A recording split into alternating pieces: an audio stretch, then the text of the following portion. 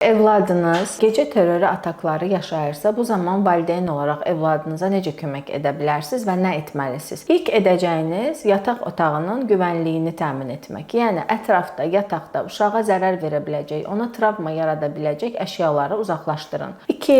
Uşağın yuxu rejiminə əməl edin. Çox vaxt valideynlər arasında yanlış bir düşüncə var ki, əgər uşaq günorta yatmasa, gecə atak yaşamayacaq və daha yaxşı yaşayacaq. Bu isə tam tərsinədir.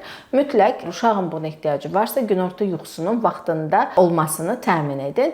3. Adətən gecə terroru bəlirli bir saatlarda olur. Yəni valideynlər atakın nə zaman olacağını yəqin edə bilir. Həmin yəqin edə biləcəyiniz saatdan 15 dəqiqə əvvəl uşağı oyadın və bir neçə dəqiqə oyaq qalmasını təmin edin. 4. Əgər gecə terroru psixoloji səbəblərdəndirsə, mütləq o psixoloji səbəbləri aradan götürməyə çalışın. 5. Evladınızı oyatmağa çalışmayın, sakitləşdirməyə çalışmayın. Çünki bu zaman o yuxudadır və ətrafda olanları xatırlamır və sizi eşitmir. Sonuncu isə əgər evladınızın burun tənəffüsü normal deyilsə, nəfəs almada çətinlik varsa və ya adenoid toxuması varsa, mütləq bir burun boğaz həkimi ilə konsultasiya edin.